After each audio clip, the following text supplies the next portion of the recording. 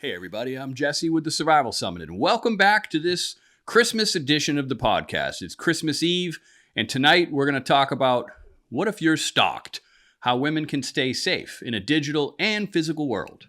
You ever get that feeling like someone's watching you? You're walking to your car, grocery bag in one hand, phone in the other, and suddenly every sound feels a little bit louder.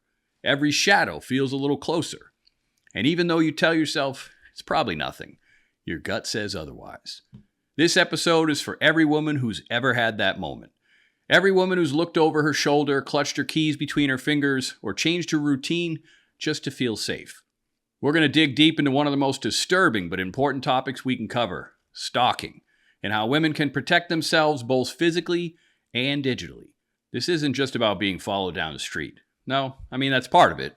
But it's also about digital surveillance, emotional manipulation, and subtle patterns of control that often go unnoticed, most of the time until it's too late. Here's one stat for you. 1 in 6 women in the U.S. will experience stalking in their lifetime. It's not fear-mongering. We get that a lot on social media every time we put out a video. You guys are fear-mongering.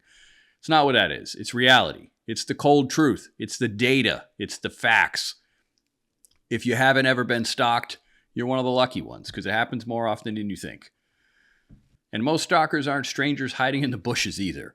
They could be ex-partners, acquaintances, co-workers, people who already know how to find you, for the most part. In this episode, we're going to break this down step by step. You'll learn how to spot the early warning signs, how to tune your awareness like a radar, and how to secure your digital life. It's also important to note that we do have a new book coming out. This is not the new one. This is Situational Awareness. It's got a ton of reading in here, and there's a lot you can learn. But we also have one coming out specifically for the ladies. Situational Awareness for Women. We don't actually have the title picked out yet. It was supposed to come out, I think, a few months ago, but we've been having a little bit of an issue, not really with time, but just trying to get it right.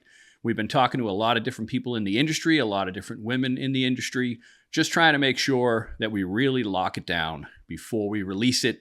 It's probably, obviously Christmas is tomorrow, so it's definitely going to be after Christmas, probably right after the new year. I got to see how that goes. All right, so what gear can actually help you when the seconds count? And most importantly, how to build a mindset that keeps you calm, decisive, and alive, even under pressure. We get a lot of comments on certain videos, like I said earlier, people saying, you guys are just fear-mongering. This has nothing to do with fear. It's about control and awareness. When it comes to your safety, waiting for someone else to protect you is never going to be an option. We're going to talk about what stalking really looks like and how it starts. But before we start, I want to tell you a little bit about myself for those who don't already know me. I'm Jesse. I'm the CEO and owner of Survival Summit. I've written a handful of books on survival and preparedness, including Situational Awareness. We've produced, I have some of the other books behind me, 9 Pillars of Preparedness, Pace Planning. We helped EJ write a couple different books, EJ Snyder from the show Naked and Afraid.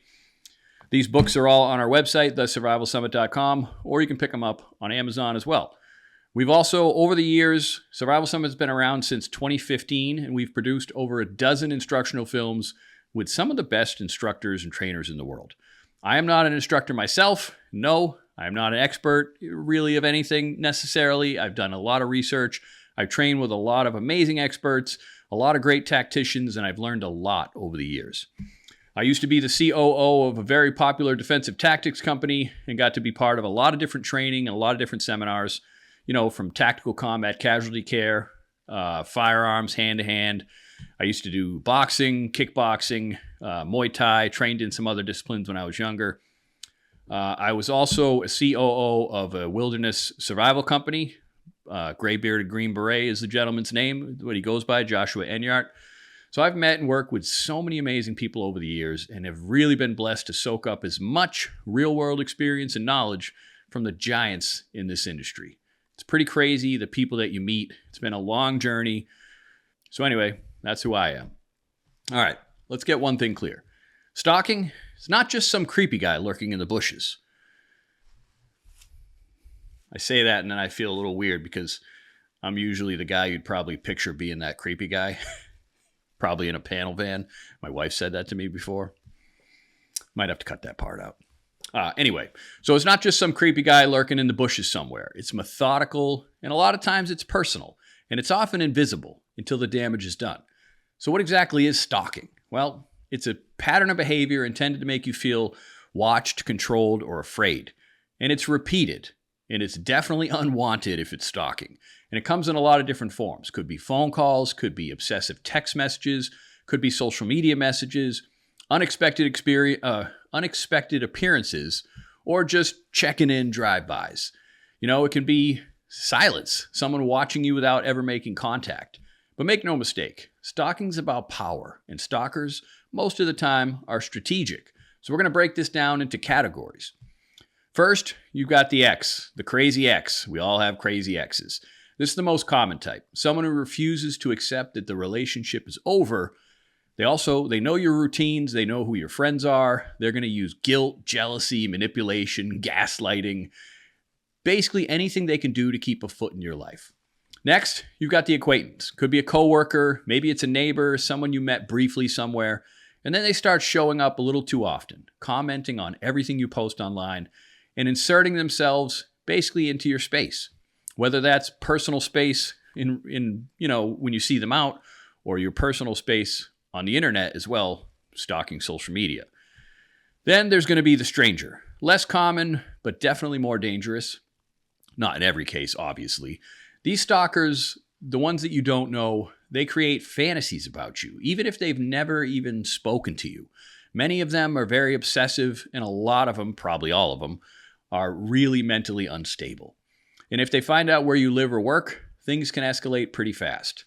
So let's talk about tactics, because this is where stuff's going to get real.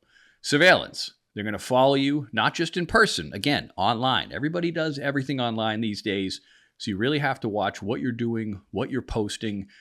They're going to learn your patterns. They're going to learn where you shop, where you work out, especially if you're tagging yourself in all your photos to show people where you are, even in live time, which is even worse.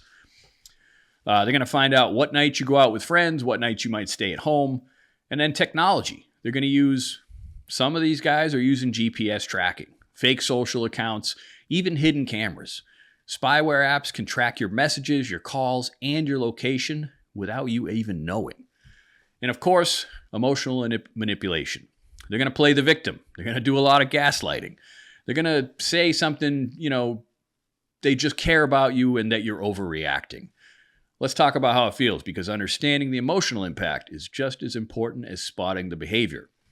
Victims often describe the same thing: constant anxiety, looking over their shoulder all the time, sleep disruption, obviously depression, and isolation. It chips away at your confidence, your routines, and eventually it chips away at your sense of reality if it gets bad. And the scary part, most stalking starts subtly.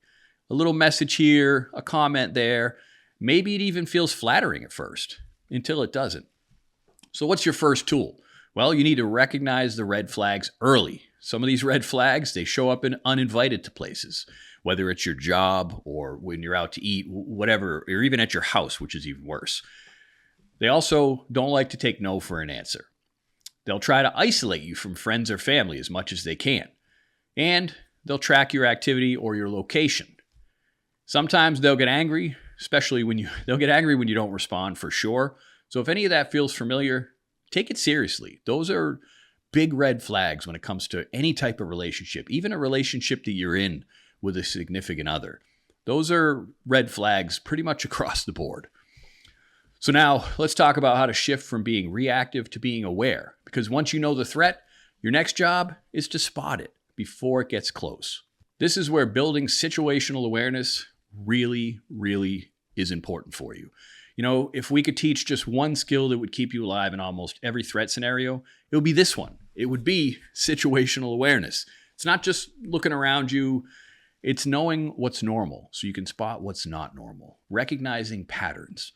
Situational awareness, it's about being present and being alert and ready to act without living in fear. We're not saying you should be fearful everywhere you go that something crazy could happen, but you still need to be present, alert, and ready to act. It's the difference between walking into a room with confidence or being caught completely off guard, which you never want to happen. So let's break it down. There's 4 levels of awareness, and these come out of military and personal protection world. And one of them is called the Cooper's Color Code. And here's how the Cooper's Color Code works. I believe I've talked about this in past podcast. So the 4 color codes are condition white. Condition white is when you're completely unaware, you're distracted. Maybe you're on the phone, got your earbuds in, listening to music. This is where most people unfortunately live, especially even when they're out in public. But it's also where predators thrive, and they love it. A predator loves nothing more than to be in his vehicle, maybe at a shopping center, and watch someone with earbuds in, either talking on the phone, they're facing their phone, or just jamming out to music and not paying attention to their surroundings. That's condition white, and predators love it. Condition yellow. Condition yellow, you're relaxed, but you're alert. You're scanning, you're knowing where your exits are, wherever you are, and you're paying attention without being overly paranoid. Being overly paranoid is not always a good thing either. You know, they say hypervigilance can be a little bit, it's not good. So you want to make sure you're paying attention, but you don't want to be super paranoid about it. Condition orange. You spotted something that doesn't feel right. Your gut's telling you something's off. Maybe it's a person who's pacing too close, or the car that keeps circling around the lot. Your focus starts to narrow. That's condition yellow. And real quick, I'll tell you a quick story. Nothing happened, but my wife and I were out. I can't remember what store we were in. I think it might have been one of those big Walmart superstores. This is sometime last week. Might have been earlier this week. I don't remember. So we got to Walmart, and as we parked, there was a guy who kind of parked somewhat close to us. Didn't think anything of it. Still keeping an eye, just looking at my surroundings. So as we went into the store, he was in front of us. But as we walked towards the same entrance, he kind of stopped. And he was like looking at his phone. But didn't seem like he was actually looking at his phone. It seemed like he was letting us go by him. So that was a little bit, your spidey senses go off a little bit when that happens, because that's a little bit weird. It's not completely normal. Doesn't mean it means anything, but you want to pay attention to that kind of thing. So we go along, I look back in some of the mirrors and one of the doors just to kind of see where he is. He's paced pretty far behind us. So we're in there maybe 20 minutes. We were looking at, I think, rifle slings, some ammunition, stuff like that in the sporting goods section. And we came back. I didn't see him. We went to a couple other sections. I think we went to electronics, and then we cut back to to check out. And all of a sudden I get to the checkout, and he's paced behind us, maybe 20, 30 paces back, and somehow ends up in the line with us right behind us. Again, doesn't mean anything. We were in there for quite a while, so I thought it was a little strange. I had my back to him at first, but just to kind of see what might be going on, I shifted. We had a shopping cart. My wife's in the front of the shopping cart. I shifted to the side of the shopping cart, looking like I was looking at the stuff we bought, looking at like a shelf that was next to us. But really, I was looking to see if he was doing anything out of the ordinary, to see if he was doing anything, reaching in his pocket, anything that would be different. Didn't seem like it. We checked out. And as we left, he kind of seemed like he lingered for a second. But so at that point, I had my coat fully unzipped, ready to reach for my concealed carry if I needed it. So we got out to the parking lot, looked around a few times. He didn't come out. I think he may have noticed that we noticed him. So nothing happened. We left, never saw the guy again. But things like that, you don't know what people are thinking. So if you can do little subtle things just to see what's going on, because in that condition, that would have been me in condition orange, thinking something maybe could be going on, even if it wasn't. Then you have condition red. This condition red is when you're acting. You're doing something about it. That means you're leaving, you're taking off, you're calling for help, using a tool, or physically defending yourself. This is your response mode, condition red. So your goal is to always live in yellow.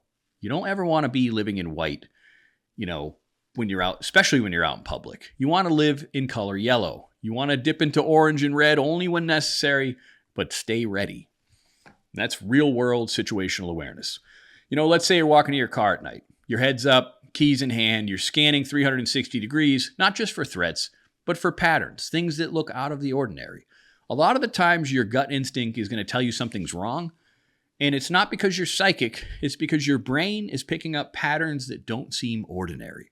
Your brain, you may be seeing things and your brain is taking that information in and it's telling you something's off, something's wrong, something's out of the ordinary. That's why they say always trust your gut. That's for a really, really good reason. So again, look for patterns. So maybe you see a guy loitering near your vehicle. That should be considered an anomaly. It doesn't mean anything. It doesn't mean anything unless he's sitting on your car. That's a little different. But if he's just kind of lingering, maybe he's next to his own vehicle, slow down a little bit.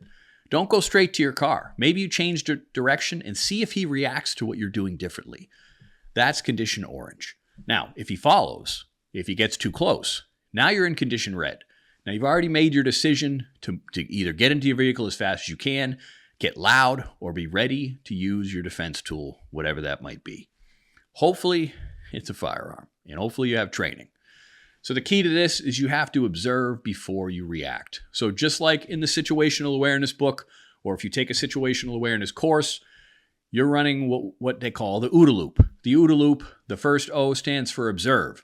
You're observing, you're scanning your environment. You're seeing everything around you as much as possible. The next O in OODA is orient. You're trying to make sense of exactly what it is that you're seeing. And then D is decide. You're choosing what your action's going to be depending on what the situation is. And A, of course, is act. And when you act, you want to do it without hesitation.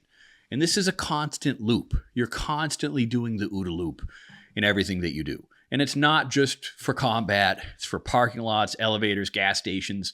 It's for everyday life. The faster you run that loop, the more in control you stay, and the less time a predator has to catch you off guard. So remember that. Just pay attention to your surroundings. What about situational awareness drills? You want to start training this today? Try this. Walk into any space and identify 5 things that might feel out of place. Sit in a coffee shop, watch entrances, exits, track who walks in, what they're wearing, where they go. Maybe see if they might be carrying something based on the profile of their clothes. A little more difficult in the winter because people are wearing more puffy, bigger jackets. Or let's say you're at home. Do a 360 scan before you leave or before you, either come back home or get home. Make that your baseline. Just do a quick scan. Make sure there's nobody, standing anywhere near your door. See a lot of videos online where people get followed home. And sometimes if you're not paying attention, that person could be so close behind you. And when you open the door, boom, they bum rush you and they get in the house. You need to watch out for stuff like that. So your baseline really should be doing a scan of your surroundings no matter what.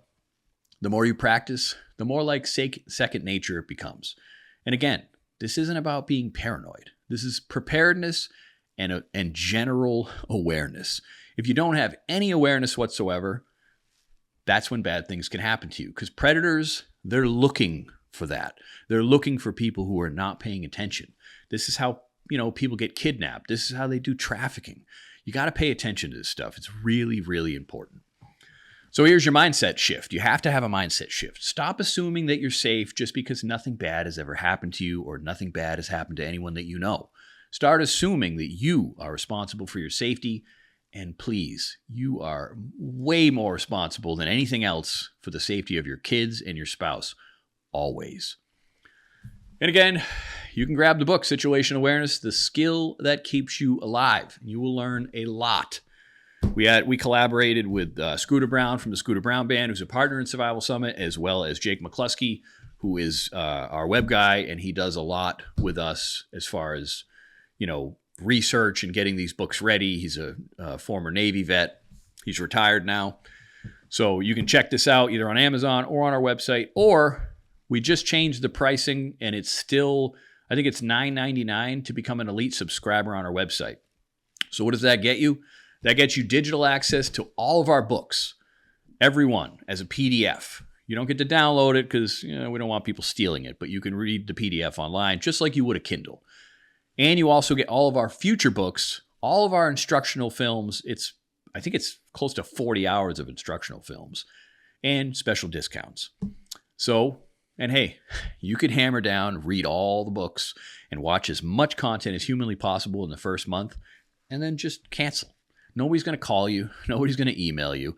It's $9.99. Just to get this situational awareness book as a Kindle on Amazon, it's $9.99. So why not get $9.99 a month and you can get access to all the books and all the future books and all the content. And again, I probably shouldn't be saying this because I'm costing myself money, but if you sign up for $10, you read all the books, watch all the films, and get trained up as much as you can, and then you can just cancel. You don't have to keep it. You don't have to keep it going. It'd be awesome if you did, but you don't have to. Again, no one's going to be calling you or emailing saying, hey man, why'd you cancel? I don't even think we have follow-up emails set up for that. We're just, probably should, but we don't. It's not always about money. And all this isn't theory. This is built from ground up real world applications, teaching you guys how to spot pre-threat indicators early, read body language, environmental cues, and really breaking your daily patterns that make you trackable, training your brain to stay aware under pressure, and then reacting without hesitation when something feels off. A book like this, even if you get a situational awareness book or take a course from someone other than us, it is really the skill that could give you just enough time to survive a surprise attack, or at least give you an edge that maybe you don't have right now, as the sun is blaring into the side of my face right now. And again, we're about to release a follow-up made specifically for women, situational awareness for women. I don't know if that's going to be the title or not, but it's going to go over stalking, manipulation patterns, emotional coercion, how to get your gut instinct really in tune, and then how to turn that into tactical action when you need to. Again, that book is overdue, but I swear we're almost done, and it really is going to be one of the most critical resources that we've ever created.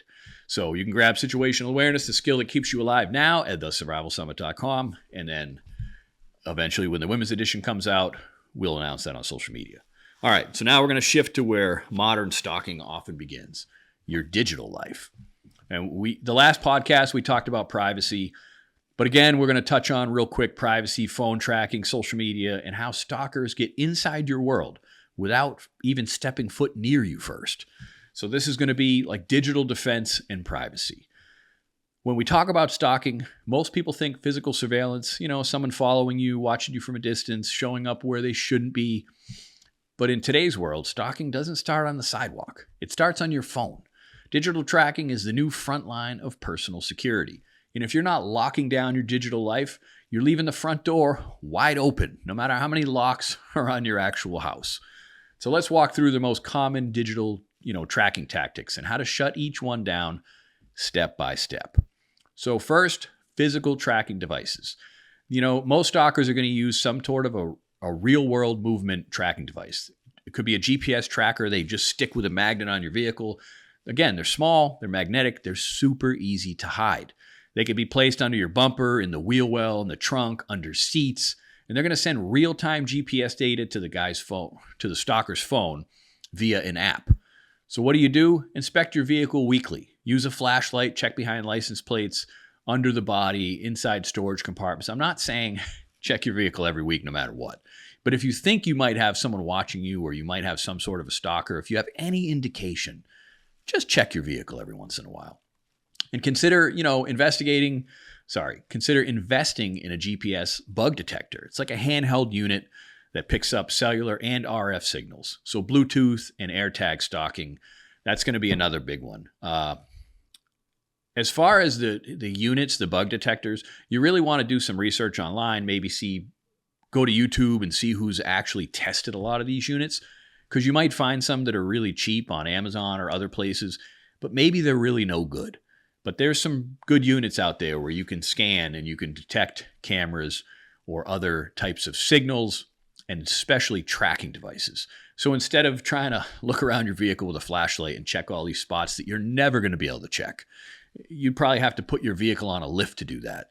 Instead, use some type of a handheld unit that'll alert you if there's something that's there in the first place.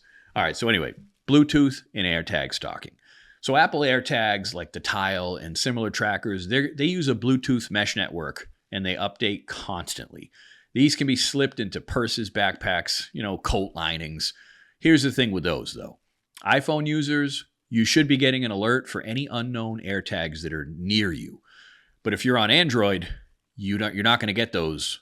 So if someone has an Apple AirTag and you have an Android, you have to download like a tracker detect. I don't have an Android, so I'm not sure exactly which ones are good and which ones are not. I'm not that familiar with Android, but I'm sure there's a ton of YouTube videos that probably discuss this. So be sure to scan your bag and your car if you suspect some type of surveillance. And you can get camera and audio device detectors that are really, really expensive, middle of the road, or cheap. Obviously, you get what you pay for, but again, check the reviews. Check people who've actually tested them to see how well they work. That's where you can't go wrong. So you might find one that's cheap.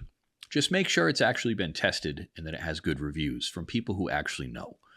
And just to be sure, research as much as humanly possible before you spend money. You should be doing that anyway. You know, a lot of junk comes out of China these days. So you really need to be careful you're not buying something that has no reviews, or, you know, make sure, again, that it's not just random reviews of random people. Try to check to see if people who have actually made videos where they're testing this gear. Plenty of resources out there for that kind of thing, so it shouldn't be much of an issue. So next, spyware and phone infiltration. So if someone ever had physical access to your phone, even for 60 seconds, now this could be the ex, could be someone that you know, could be someone that you see every once in a while, they could have installed spyware. You know, those apps could be, you know, tracking with GPS. They could be recording your phone calls. They could be forward text. They could activate your microphone or your camera. So what are the warning signs? Not always, but sometimes some warning signs that something's going on with your phone. Your phone might get really hot when it's idle, more than normal, or the battery drains super quick, quicker than it used to. Again, that could be your phone, you know, that maybe it's time for a new phone. But if you have a newer phone and all of a sudden, out of nowhere, your battery starts draining quickly, you might want to get that looked at. Or settings keep changing. Or maybe you notice some strange permissions on apps. You got to look out for this kind of stuff. So run a security tool like Malwarebytes, or I think there's one called iVerify, or, you know, Incognito. There are software pieces that you can get to detect hidden apps on your phone. And then you want to check battery usage logs for any unusual activity. I can't tell you how to do that because everyone's got a different phone. Everyone has a different model phone.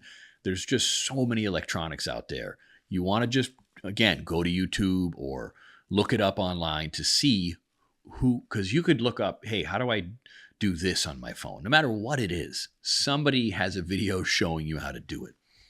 So just check it out. Make sure you do your research. And if you do suspect spyware, do a full factory reset. Change all the account logins afterward from a clean device. You can also check out Graphene. So Graphene is a privacy-focused operating system built on Android, but it's stripped down to eliminate tracking, telemetry, and background surveillance. The company Cape.co, who actually sponsors this podcast, they offer those phones for sale. But it's not like one of the other carriers. I think you have to buy the phone outright, and you know they run anywhere from $700 to I think $1,200. I'm actually getting one. I'm getting one of the, I think it's the Pixel 9 Pro XL with the Graphene operating system pre-installed from Cape.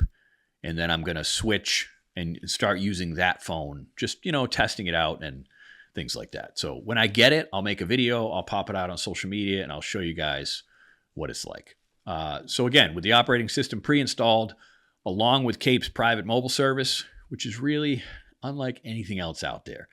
It can be a little pricey. I believe it's like $99 a month. Now, we do not make a dime if you sign up for Cape, but we did secure a coupon code, Survival Summit 33, where you'll save 33%. But again, you get what you pay for in life. That is the case with everything, not just gear, but with services as well. We should all know that by now. So Graphene. Graphene is an open source. It's hardened against attacks, and it gives you control over the things most phones hide from you. And I believe it's fully open source. Here's what makes it different. First, there's no Google services baked in. That means no automatic syncing, no hidden location sharing, and no silent data handoffs. Second, it gives you granular control over every app. You can block, you know, the apps from using your microphone, camera, location, or sensors, even if the app tries to request access. Not that you can't block that on your iPhone or on your Android, but this makes it much easier. And it also uses sandboxing by default, which means, and this is something that you can't get with the other ones, every app runs in isolation. so they can't talk to each other. They can't dig into your files unless you explicitly allow it. And there's a pin scramble feature as well on the lock screen, which makes, shoulder surfing basically useless. You also want to get, so my son, I got him one of those privacy screens. So if you're, on a train or on a bus or on an airplane, wherever you are in the public, if you're looking at your phone, if someone's standing to the side of you, they can't see your screen. It's completely blacked out. They have to be looking straight at it or straight behind and looking down on it. So if it were me, I would get one of those privacy screens, especially if you use a phone out in public a lot, which hopefully you are not doing because you should be paying attention to your surroundings. And if your phone is lost or stolen, Graphene supports automatic reboot, they'll wipe session data after a preset time. Updates are regular, they're secure, but most of all, they're transparent. You're not waiting for a carrier to push some kind of patch out. And the Graphene operating system doesn't just make your phone quieter, it makes it harder to track, harder to compromise, and easier to control on your end. So for someone trying to break contact, avoid spyware, or even disappear as much as possible from digital stalking, the kind of operating system like Graphene is worth looking into. And believe me, I'm by no means an expert. I've never had one of these before. I think it's already been shipped, so I'm just waiting to get it. But there's a ton of them. Again, ton of people on YouTube and on all over the place that talk about this stuff and can give you a lot of really, really great information and get really into the weeds about this kind of stuff, this kind of technology. All right, IP tracking and device fingerprinting. So even without direct access, a stalker can track you through your IP address, which often reveals your city or even your neighborhood. They can also build a digital fingerprint of your browser, combining settings, fonts, screen size, and more to ID your device anywhere. Your defense? Use a VPN. VPN is going to encrypt your internet traffic and hide your IP address. But don't just download the first one you see. Choose something that has a lot of good ratings, like a Proton VPN, which I believe is based in Switzerland and has a true no-log policy, or ExpressVPN, which is the one I use personally. And definitely check out, again, cape.co. They have a ton of cool features. They have minimum data collection, SIM swap protection, identifier rotation, private payments, and enhanced signal protection. They even have encrypted voicemail. And again, you can get the pre-installed Graphene operating system on the Google Pixel phones through them. Use your VPN on all your devices, not just your laptop. And keep it on, especially when you're using public Wi-Fi or any type of mobile network. I use it at home too. All right, social media and metadata leaks. So even with strong passwords and private accounts, most people still leak more than they think.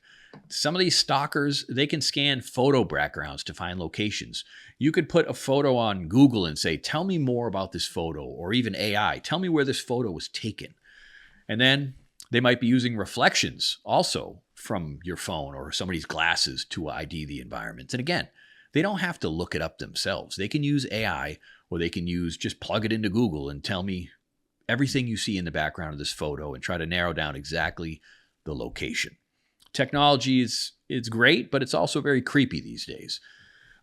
So your bio, whatever you have tagged, your comments, these are all going to give away daily patterns in a lot of cases. So what's your defense? Well, first, turn off location tagging on every platform that you use. Delete any old photos that show homes, schools, plates on your vehicle or work locations. And never post in real time. Wait until you're gone. So if you're on vacation in Puerto Rico or the Bahamas, take pictures while you're there. Awesome. But don't post them in real time. And because even if you don't tag the location, it's going to be obvious where you are. And if you're doing that in real time, people could be like, hey, they're not home. Let's go break into their house, or let's go do something else. So don't post in real time. Wait until you're not there anymore. And set every account to private. If you have a personal account, you should be setting your accounts to private. You should be auditing your followers. So if you don't know someone personally, take them off your follower list. You don't need them following you if you don't know who they are. And don't forget about LinkedIn. LinkedIn is a gold mine for stalkers. So be cautious, because most people put stuff on LinkedIn, your job title, your work location, your public activity. LinkedIn's a great place for stalkers to get more information about you. And of course, there's always public data and info brokers. So stalkers, they're not always going to try to hack. They're not all hackers. So sometimes they're just going to pay $10 to find you. They're going to use something like Spokio or White Pages or Truthfinder or Ben Verified, Intellius. There's a ton of them out there. All these places, they basically sell your name, your phone, your past addresses, your current address, your relatives, known associates, your social media links, and so much more. So what do? First, search your name on each site. There should be an opt-out page. So if you go to some of these places, you can opt out of having your results be found on these pages. And you could submit removal requests. Yes. Is it going to take time? Of course it is, because there's a lot of these sites that exist. So pick the top 5 that most people would use and then submit removal requests from those. Again, it's going to take time, but it's definitely worth it. You'll notice if you try to go on some of those services, if you try to look up certain celebrities, no information is going to come up because they've already done this. They probably had a company do it for them and submitted removal requests from all of these databases. So I don't remember, there are removal services. I don't know if these are around anymore, but like Delete Me or Privacy Bee. There's quite a few different places. They'll do it in bulk. Of course, you have to pay, but they'll do it in bulk and they'll make it a lot harder for people to track you down and then put out your personal information, like your address. And again, lock down your home and all your smart devices. So if you have a ton of smart gear like cameras, baby monitors, TVs, most of them are smart TVs now. There's just so much technology. There's friggin' technology in your washer and dryer and in your refrigerator. It's pretty much everywhere. It's basically a digital perimeter that really needs protecting. So make a checklist. Start with changing all the default passwords on every smart device. If you have a lot of smart devices and you like them and you don't want to give them up, change the passwords on them all. And then use encrypted Wi-Fi, like a WPA3 if it's possible. Update your router firmware as often as you can. Just make sure you're keeping it updated and never share your home Wi-Fi password outside of your immediate family or your immediate circle where you live. Another thing, cover your webcams with tape or get one of those shutter covers to cover the webcams on your laptops or any other camera that you have that you don't want. Take a chance of someone remotely accessing it. Even like a Ring camera and a smart thermostat, they've been hacked by stalkers before. Don't assume just because they're secure. Don't assume that they're secure just because they're popular. That's not always the case. Now, you also want to go gray online. You want to have bonus privacy layers. So if you're under an active threat or you need to start fresh, create a new phone number through something like cape.co or use a burner phone that gets swapped out every month. Set up a secondary identity with zero connection to your original accounts. I'm not saying create fake IDs. That's not what I'm saying. But a second identity with a burner phone or with a cape phone that's not connected to your name or your address or anything that ties you to that phone, especially if you're being stalked by an ex. You want to make sure you do something like this. It's just an extra layer of protection. There's some people that, they may switch to like a cape phone or they may switch, just an Android with the graphene operating system on their own, and they're not tying their personal information to it. But if you're actively being stalked, especially by an ex, whether it's an ex-boyfriend or girlfriend or husband or wife, they put their phones in a Faraday bag when they're going to places they don't want people to know they're going. Put it in a strong, at least 80 decibels of attenuation Faraday bag, and it'll block everything. It'll block 4G, 5G, Wi-Fi, Bluetooth, all the RFs. Maybe not. There's some signals that I think still can get out, but nothing that would affect you as far as hiding your location. You can check out EMP Doctor on YouTube. This guy is an amazing person. He does a ton of different videos. He tests a lot of different gear. And I think he actually helped create the Faraday bags on Faraday Defense. I don't think it's FaradayDefense.com. I think it's shop.FaradayDefense, something like that. Anyway, you can just Google Faraday Defense. There's other places that have good Faraday bags, but I know for a fact that Faraday Defense is a great company. And no, we don't have anything set up with them. We used to sell their gear. We don't even sell physical gear anymore.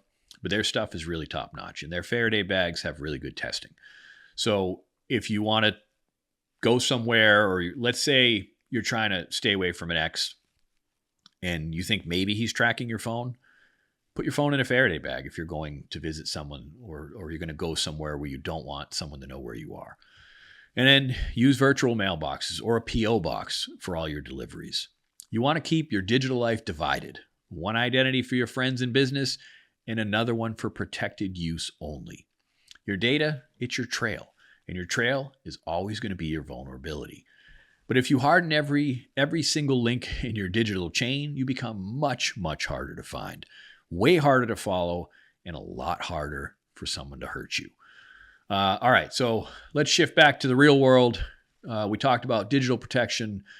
Now we want to talk about physical protection. Everyday carry gear, legal tools, and how to build a safety plan that's fast, discreet, and effective. If someone's stalking you, maybe they're just harassing you, maybe they're even threatening you, you're not overreacting. You are at risk at that point. And I'm telling you right now, you don't get a second chance to wish that you were ready. You need to be armed, you need to be trained, and you need to be decisive. So let's start where it matters the most. Firearms, maybe you don't like firearms, but they are the ultimate equalizer. A firearm in the hands of a trained, confident woman is one of the strongest deterrents on earth. It's not just a tool, it's a commitment saying, you're not going to hurt me today. And if you're legally allowed to carry, do it. Get your concealed carry permit, CCW, whatever they call it in your state, or whatever the equivalent of that is, and carry every day. Not just when you feel unsafe, not just at night. Bad guys choose the time. You don't get a warning. So carry as much as humanly possible.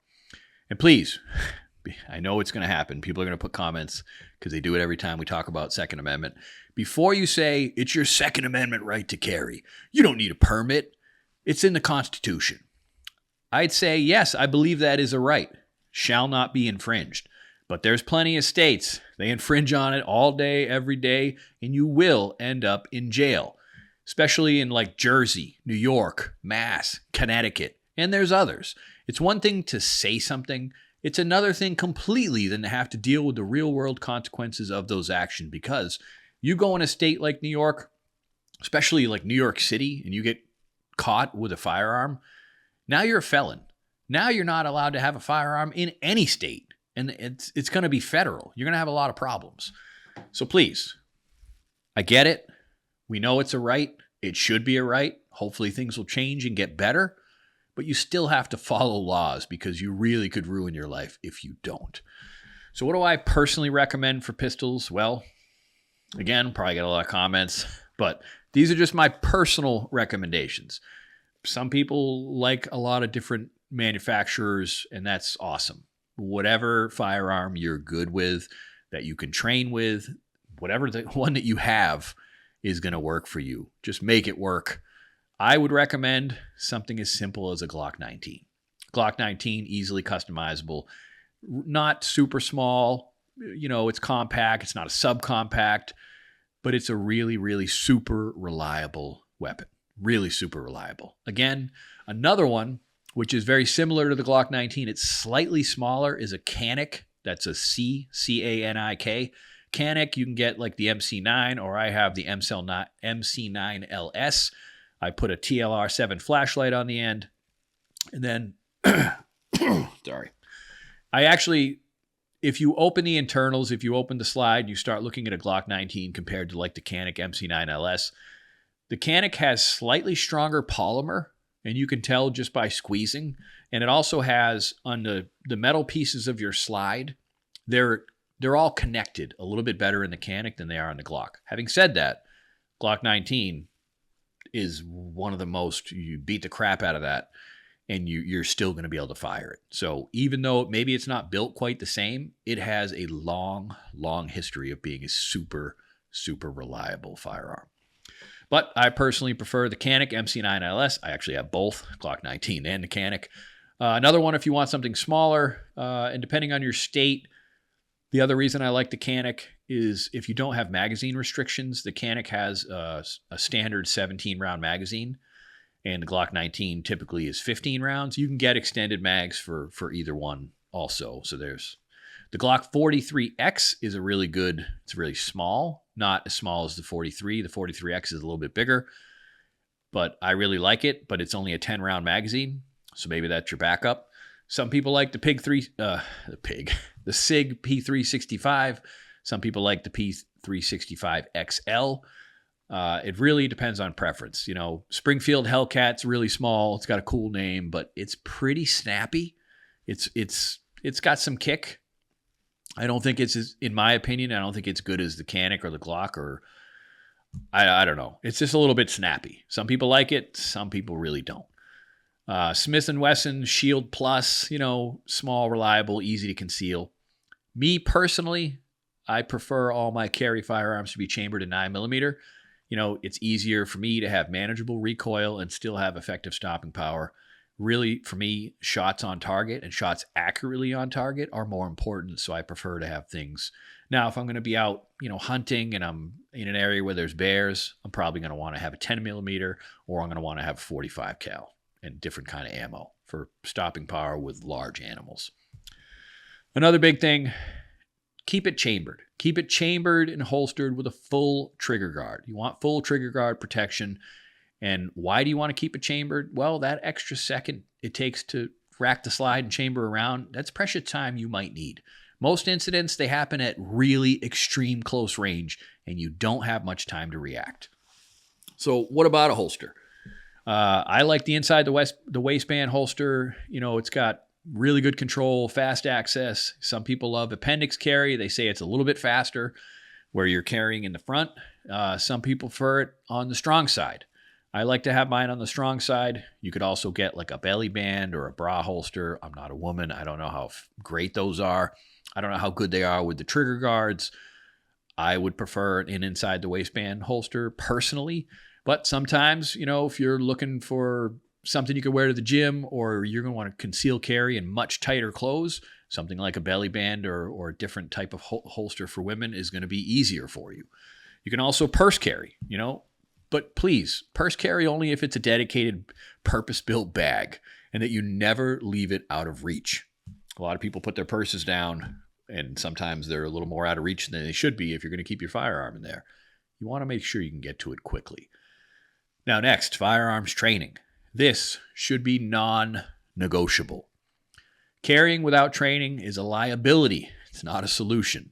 You really need to learn safety operations, learn how to clear malfunctions, just learn basically how the gun operates, how to take it apart, how to clean it. Then you want to start learning proper grip, proper trigger squeeze. You want to get all the basics, and you want to get it from a reputable instructor. Then you want to start training draw strokes from concealment. You can also practice drawing from concealment, you know, using a blue gun, one of those fake, you know, guns they use in some of the training. You don't have to use your normal weapon. And obviously, if you do, you want to make sure it's clear. You want to make sure it's completely empty, that there's no rounds either in the chamber or in the magazine. But start off with a blue one. Start off with one of the fake ones, you know, or block your barrel. Get a barrel block, you know, if you're just getting started. It's going to be the repetition that builds confidence and cuts your draw time in half. The more you dry fire at home and the more you practice your draw from concealment, and don't just practice, you know, you might go to a course and maybe you want to wear a battle belt because it's easier.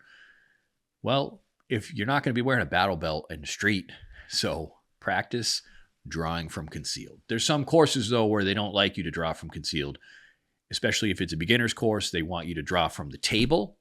And then if it's a little more advanced, you could probably draw from a holster.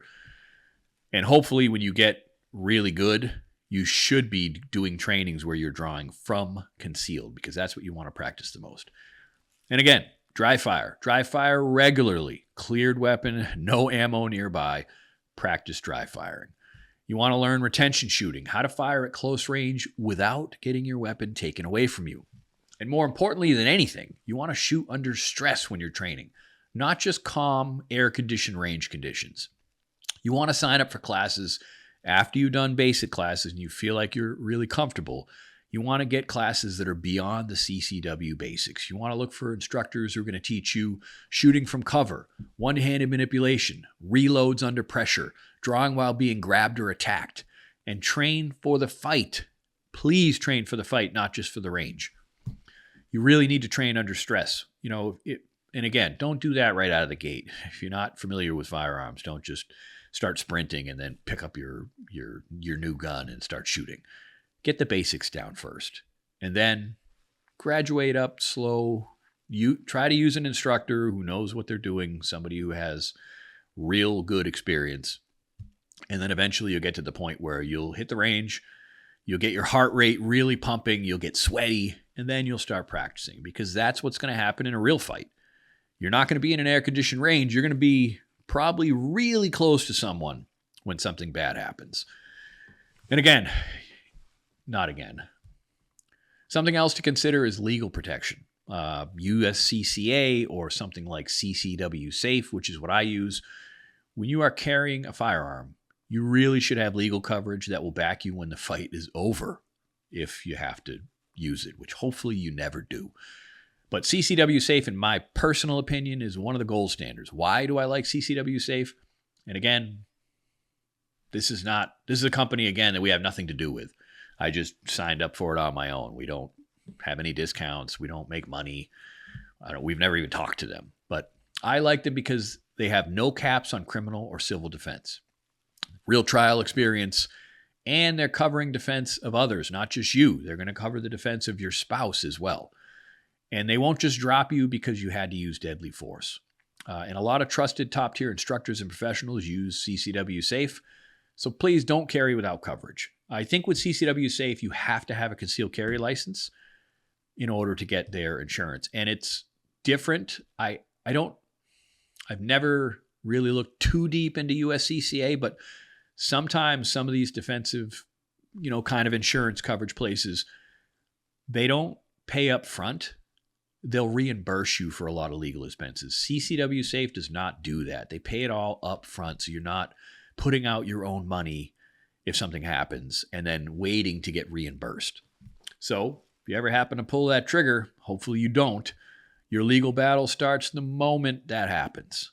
So please get some type of, whatever service it is, research the one that you like the most and get signed up for it. All right, hand to hand. You still need combatives. You see things all the time. You all know that guy who's like, hey man, I don't need to know how to fight. I don't need to know how to do jiu-jitsu. I don't need to learn how to wrestle. I'll just shoot the guy. Yeah, okay, sure you will. I know more than half the people I know would laugh in your face if you even tried that, because they're just going to take you down, probably take your weapon from you. You're not going to get a chance to use it if they're within 10 or 15 feet. You're just not. Because if the person has skills and training, or even if someone is rushing you with a knife, you can watch videos right now of professionals suited up, seeing what distances are safe. There's distances at 20 feet. The person with the knife can get to the person with the firearm and stab them first before they can even get off a shot. So you really need to understand what that's like. And I really suggest taking a live course, because they'll take you through that. You'll get suited up in special gear and you'll really understand what it's like to get rushed by someone who's trying to attack you, and just how difficult it actually is to get to your defensive weapon. So that's the hard truth. You may not be able to get to your weapon in time. That's why, especially, I think every woman needs some hand-to-hand training. Every man, everybody needs. Your kids, they all should have it. Not to win fights, not to try to become some kind of badass, but to break contact, to be able to create space, and to survive long enough to draw your weapon or escape. If you can escape, get out of there. I mean, unless you're protecting your children and you don't have a choice, don't run, don't leave your kids. That's when you got to fight. But if you're by yourself and you think you have a better chance of just getting the hell out of there, get out of there. You don't have to do something crazy if you think you can escape. And in my opinion, Brazilian Jiu-Jitsu is the perfect example of something that everyone should be learning. It's going to teach you positional control, escapes, how to fight from the ground. And it's really important because most women are taken down in close contact. That's just how it is. You don't always need to be strong. Technique can often be better than strength. Now, keep in mind, if someone is super strong, really big dude, yes, technique can beat strength, but not all the time. You could see videos of really skilled people that are smaller just getting pounded by really big guys. So it's not your total equalizer, but it makes all the difference in the world. You're going to be, if you have the skills to be able to prioritize escapes from the mount, from the guard, from back control, My son was taking jujitsu when he was younger. He doesn't take it anymore. I'm trying to get him back into it. But there used to be this girl named Mila. I'm not going to say her last name because I don't want to, I'm sure her father wouldn't appreciate that. So Mila was in his class, and she was pretty small. She was my son's age. And she basically wrapped everyone up in that class like an octopus. She used skills and technique to completely dominate everyone that she faced. And now I see stuff on social media. I hear she's wrestling in high school, and she's wrestling men. And she's still dominating. So never discount self-defense.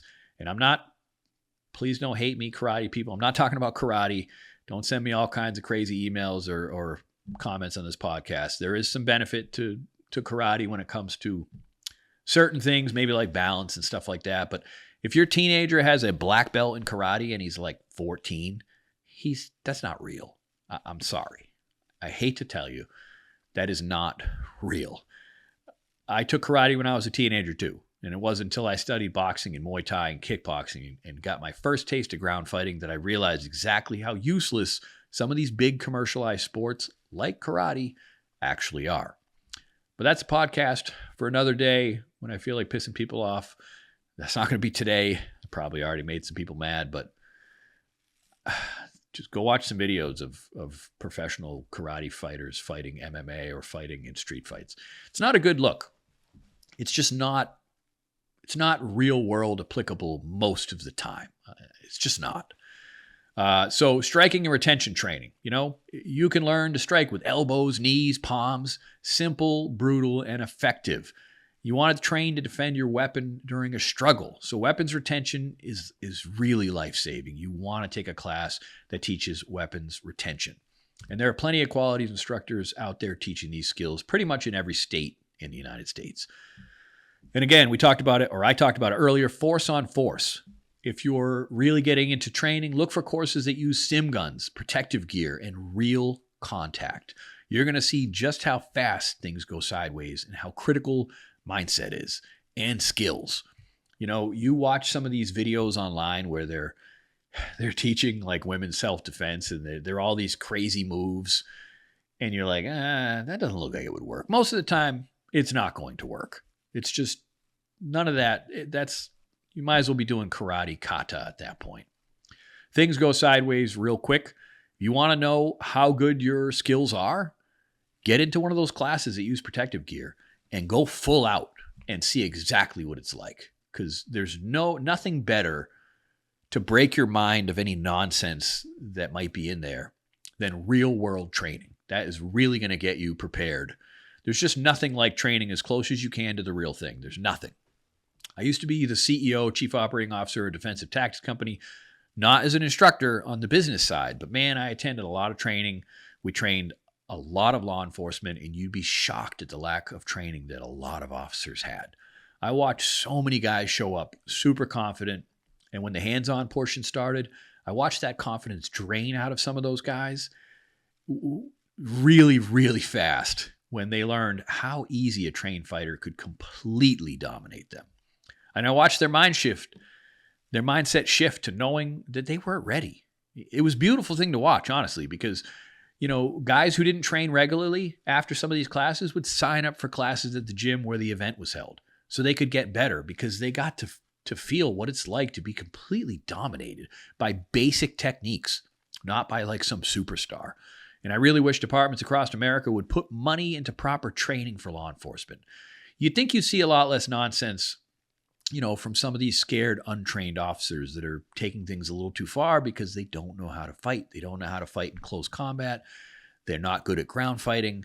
And that's not a knock on law enforcement. It really isn't. I've met some insanely badass cops and agents from different organizations, but the majority, these departments don't prioritize that type of training. And a lot of departments look down on warrior type training. I used to go out to like Florida when we were having courses in certain states, and I'd visit police departments. And in some cases, these weren't paid trainings. They were getting to do the training for free. We had a certain amount of slots that were open, and we're trying to go to certain departments in the area to say, hey, we have 5 slots open for this course in this area. How many guys do you want to send? You just have to have them bring ammo, and that's it. A lot of places didn't want to do it. Sometimes these police departments, they're actually overseen by not other law enforcement. They're overseen by civilian, the civilians basically. And some of these people don't want warrior type training for their officers. For some reason, they think it's going to make them, more dangerous, not in a good way, which is the complete opposite. The more well-trained you are with fighting and shooting, the less chance you're going to do something stupid that was unnecessary as an officer. Anyway. All right. So mindset, you want to fight for your life. You're not fighting for a win. You're not trying to score a knockout. You're not trying to beat your attacker. You're trying to live. You're trying escape. Again, escape is victory. You can get the hell out of there. You win. You've escaped. Stopping the threat, it's survival.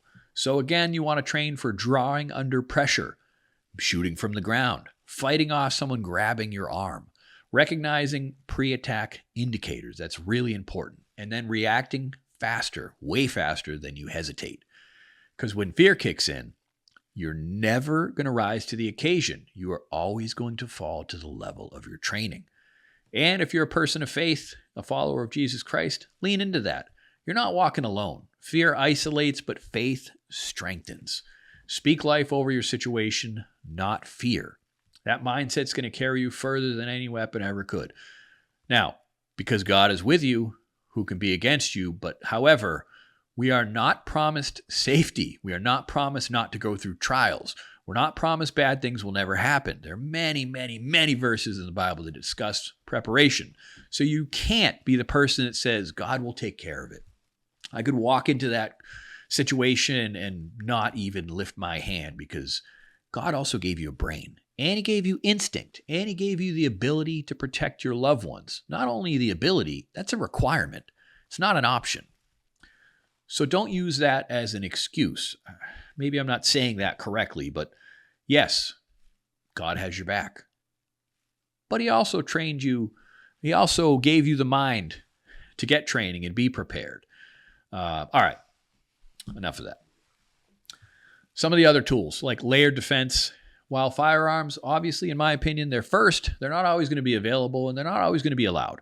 So here's some other things. Pepper spray, pepper gel, those are longer range. Some of it stick to the attacker's face. Sometimes if the person is on drugs like methamphetamine or something, it may not be as effective. So don't think that just because you're going to spray someone pepper spray that's it, that it's done. That's not always going to be the case. And you really don't want to find out the hard way. It's easier to aim than spray some of these. Man, I should have brought some up. I have some downstairs. I have a couple different types of sprays and gels. Next time, I'll show you guys that on the podcast. Some of them are a little easier to spray. There's not really any blowback. And now they're legal in most states without a permit. I mean, hell, even in places like Massachusetts, you can buy it and I believe you can carry pepper spray. Check your local laws. Don't take my word for it. Just make sure you check your law depending on where you live. Another big one, high lumen flashlight, 1,000 lumens or higher. Especially at night, if you get one with a strobe. Now, if you're in a parking lot and there's some lighting there, you're not going to really totally disorient someone at night with a strobe light if there's other light present. But if you're in your house and it's pitch black and you hit that strobe, that's going to be a lot more effective. But a flashlight, you're going to identify threats before they get close. And some of these flashlights, you could shine yourself in the eye with a 1,000 lumen flashlight at relatively close range in even partial darkness, and you're going to blind yourself partially. It's not, 1,000 lumens is a little brighter than you think, especially if it's a narrow focus flashlight. So that may help you. And a lot of these flashlights, they're made from aircraft aluminum, so you can use them to strike the attacker as well. They're going to be used as an impact tool. You can also get like personal alarms, like super loud, like those ones that really have this shrill, really hard to ignore. You might use those in an urban area or a college campus. You could get into tactical pens or the old school Kubatons. But again, if you're going to use a tactical pen or you're going to use a flashlight for defense, you still should have some skills. You can't be swinging wild like a maniac. It's not always going to work, especially if the person has any type of skills whatsoever. So that comes back to have some hand-to-hand combat, have some type of experience. And tactical pens, as far as I know, again, check your local area. They're pretty much legal everywhere. If you can get into pressure points or just striking, and a lot of those tactical pens are really, really solid. You get one of those in the eyeball, you're going to have a really bad day. All right, let's go over a checklist. The first one, are you trained to carry daily? Do you carry daily? Can you draw your weapon from concealment in under, let's say, 2 seconds? Do you train for weapon retention? And are you covered legally with something like CCW Safe? It's really, really important. Do you have a layered defense plan, including hand-to-hand and non-lethal tools? If not, start now. Start today. Start tomorrow. The best time to start training is now. Because when someone's stalking you, you don't get the schedule when the danger might show up. But you can damn sure be ready when it does. All right, now let's talk about escape plans and emergency protocols. No matter how well armed or how well trained you are, there's one rule you should live by in preparedness. You win the fight by not being there when the fight starts. That means having an escape plan. Not just for worst case scenario, but for the slow creeping situations that escalate over time. The kind stalking victims face every day. This is where pace planning comes in. If you've already taken our courses, read our books, you've heard this before, pace planning, primary, alternate, contingency, emergency. We're going to apply this directly to personal safety. So, again, pace. It's a framework that gives you layers of contingency. The primary, that's your go-to plan. The alternate, that's a solid backup. Contingency, more complex, but still a functional option. And the emergency is the last resort when everything else fails. So let's walk through how this applies to escaping or responding to a stalking threat in particular, both in your daily routine and in a full-blown emergency. Safe home planning. Stalkers they escalate by showing up where you live. So what's your primary? You want to reinforce the doors of your home. You want to have alarms. You want to have security cameras. Use door jamb reinforcements, not just deadbolts. And get a camera that notifies you instantly of motion, like a Ring or Simply Safe. We like to use Simply Safe. It's a pretty good company. They have a lot of wireless sensors and motion and, cameras that are really excellent. Use motion lights, visible deterrents, physical barriers if you can. So what's your alternate? Your alternate could be staying with a, trusted friend or family if you know that someone's watching you and you don't feel safe. Have 2 locations where you can stay at a moment's notice and keep a go bag with clothes, toiletry, your phone charger, and some cash. Keep it in your car or keep it by the door or keep a bag in both areas. Your contingency could be using a hotel under a different name or a prepaid card. Services like Hotwire let you check in anonymously. Avoid using personal IDs or credit cards that can be traced back to you. If somehow your ex is your stalker, he may have access to your bank or your credit card statements, and he may be able to look up when charges go through where you're using your card. So you need to watch out for stuff like that. What's your emergency? Well, if you have to, you can contact a shelter or an emergency hotline. But know those numbers before you need them. Save them in your phone, put them on a piece of paper with your emergency contact list. You should always have contacts saved in your wallet or your purse as a backup in case you lose your device or something happens to it. And if you're saving contacts that you don't want someone to know who they are, save them like innocuous stuff like, you could put Aunt Sarah in your phone, but that's actually the Women's Crisis Center. Something like that.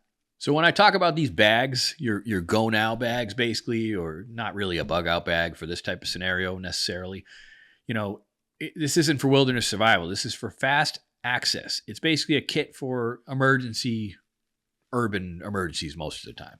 So what are you packing? 1, copy of all your important documents, IDs, restraining orders if you have them, anything you think that you need to have. A spare phone or a burner phone with emergency contacts already saved in it. Next, prepaid Visa or cash, preferably both, at least, $100 to $300 minimum as far as cash or a prepaid card.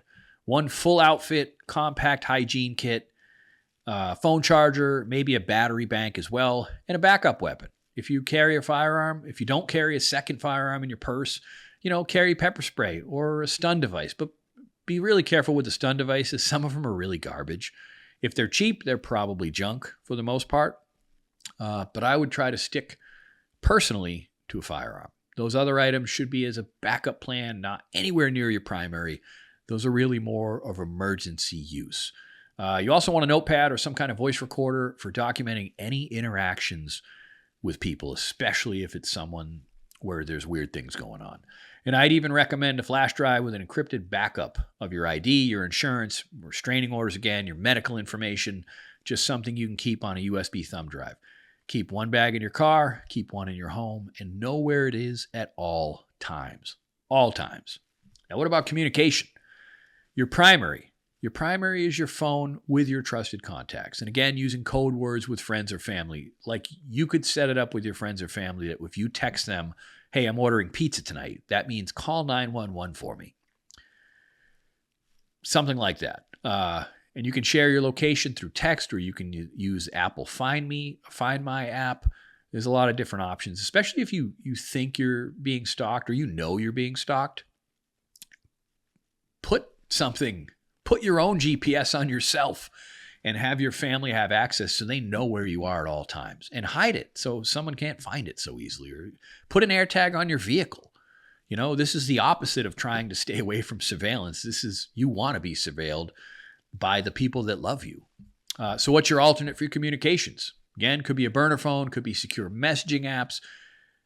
Secure messaging apps are safer. They're encrypted. Some of them aren't that great, but if you're going to use secure messaging apps, use them on the burner phone. Don't use them on your regular phone.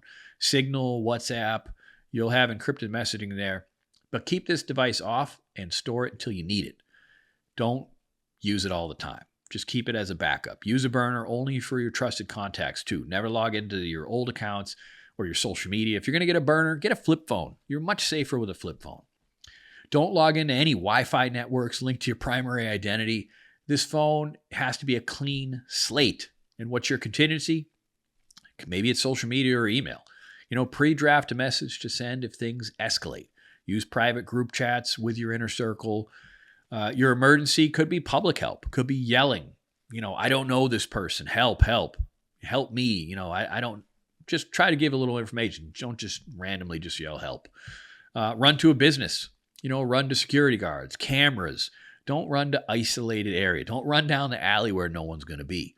And keep in mind, your phone is a leash. Even if you turn off location sharing or disable GPS, if you think on your own device, not your burner, and because you think maybe someone might be tracking you, even if you put it in airplane mode, sometimes those devices can still be tracked. So if a stalker has planted spyware, or if your SIM connects to a tower, or your apps are pinging in the background, you're still leaving a digital trail. That's why I'd recommend using a Faraday bag. Again, a Faraday bag is a specialized pouch that blocks all incoming and outgoing signals. Cellular, GPS, Wi-Fi, Bluetooth, RFID, you name it, it blocks it all. And once your phone's inside, it goes completely dark. No tracking, no listening, no location updates. Why does that matter? And again, you're not going to get phone calls, so just keep that in mind. You keep your phone in a Faraday bag, you're not going to receive any phone calls. It's going to go straight to voicemail. If you're trying to escape and you're carrying your main phone, you're not really off grid. And if your phone has hidden spyware, a Faraday bag will shut that down. Law enforcement and intelligence agencies use them all the time to isolate evidence, the Faraday bags. So you should too if you're trying to stay off grid. Keep one in your go bag, keep one in your purse. Always place your primary phone in the bag if you think you're being followed or need to move discreetly somewhere where you don't want anyone to know where you're going. Or use a secondary clean device like the burner phone when you're traveling or communicating with certain people.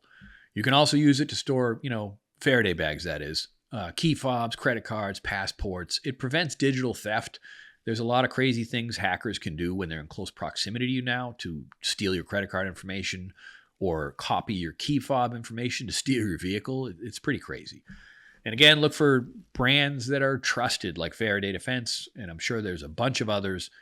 High quality, tested gear, not some crap on Amazon with buzzwords that don't even tell you the levels of attenuation, or they don't provide any testing data. There's a lot of shady brands of Faraday bags that are probably almost completely worthless. You have to have the right Faraday bag to block signals across the wide frequency spectrum, not just Wi-Fi or Bluetooth. You want to look for attenuation ratings and lab-tested shielding. At least between 60 to 80 decibels across 1 megahertz to 10 gigahertz is pretty solid.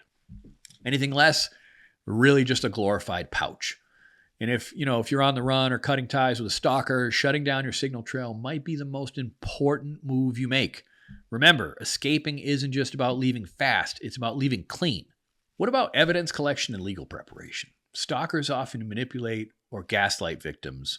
You need to keep a cold, emotionless record of everything. You want to document times, dates, locations of any encounters you had with these people. Save voicemails, save text, emails. Don't delete anything ever. Take phones of tire tracks, footprints, or gifts left at your door by this person. Create a paper or a cloud-based incident log. And make sure you file police reports early. Even if nothing criminal has happened yet, still file a report if you think you need to. Use your primary. Use your phone to gather information. Your alternate could be using voice memos or some kind of a concealed recorder. Your contingency could be sending records to a trusted contact every week. You're sending all this stuff to your friend. Your emergency, give everything to your lawyer or a woman's shelter, some kind of an advocate from a shelter. You should have a pace plan for everything, and this is part of it.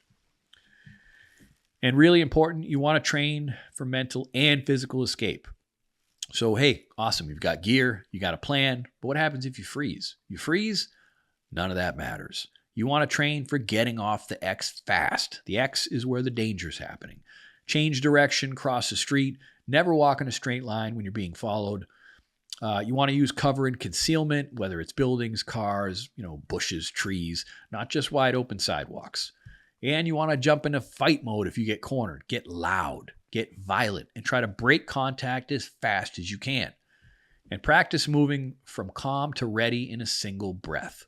Because in most situations, you're your own QRF. QRF is the military term for a quick reaction force. That's what comes when something goes wrong. When you're being stalked, you're probably your own QRF most of the time. It's your plan, it's your training, and it's your tools. If someone's following you or watching you or worse, threatening you, you probably don't have time to wish things were different. You only have time to act. So set up your pace planning system. Walk through all the what ifs, make the call, pack the bag, start running the drills. Because when you do, you're going to move from fear to control. The more skills you get, the more confident you're going to feel. This is a mindset that really can help keep you alive. So everything we've talked about today, the tools, the planning, the self-defense, it all leads to one thing. Again, it's mindset. Because survival, it's not just about what you carry. It's about who you decide to be when things go wrong.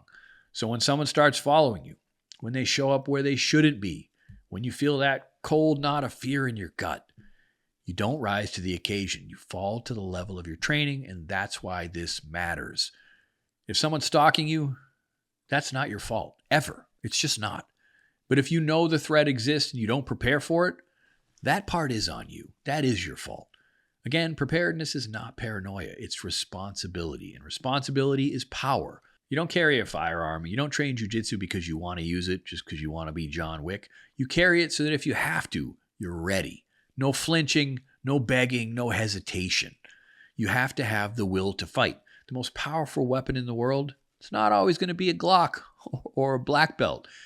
It's going to be the decision that you will not be the victim. When you've already made that decision, you visualize the worst and train to overcome it. You stop reacting and you start responding.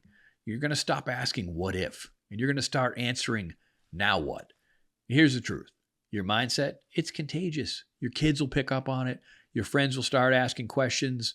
You might get other people that start getting into training. You're going to become the person others look up to when things go sideways. No, not because you're fearless, because you're ready even though you are afraid. You already have what it takes. You don't always need to be stronger. You don't always need to be faster. You definitely don't need permission to protect your own life.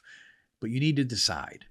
You need to carry. You need to train, and you need to prepare. You need to walk with your head up and your eyes scanning. Get off that phone in public. And really, the most important thing is trust your instincts. And more important than trusting your instincts, acting on them. A lot of people get a gut feeling about something and they just ignore it, or they say it's probably just me being weird. No, act on them. Figure out why you're experiencing that gut feeling, because it matters. And after this podcast, please go sign up for a self-defense class. I'm trying to word this without saying the wrong thing, but don't just go to your local gym and take some random self-defense class. Look up a legitimate instructor in your area and sign up for a self-defense class. Not at a karate school, please.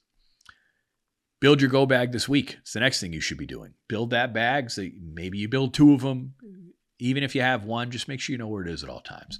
And today, right now, audit your digital privacy. Tonight, whatever phone you have, whatever device you're using, Google or look it up on YouTube.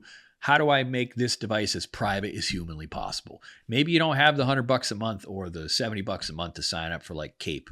Maybe you don't have the money to buy that Pixel phone with the graphene operating system installed.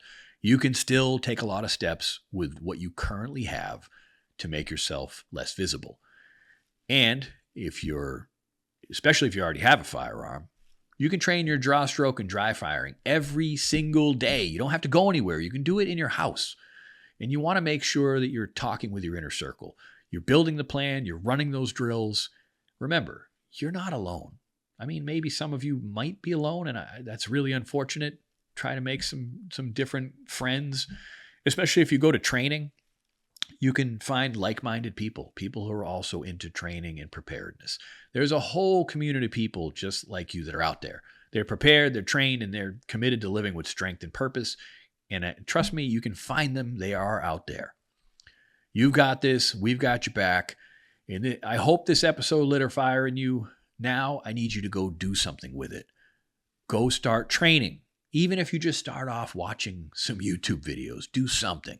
Don't just stop listening to this podcast and forget all about it. All right. Listen, hope you guys have a good Christmas. Hopefully I have this video out tonight, Christmas Eve, if I can edit it fast enough. If not, it'll be out tomorrow during Christmas. Maybe you see it after Christmas. But hey, if you see this after Christmas, I hope you had a Merry Christmas. Christmas Eve, make sure you go to church tonight. Christmas is really about Jesus, so keep that in mind. See you guys next time.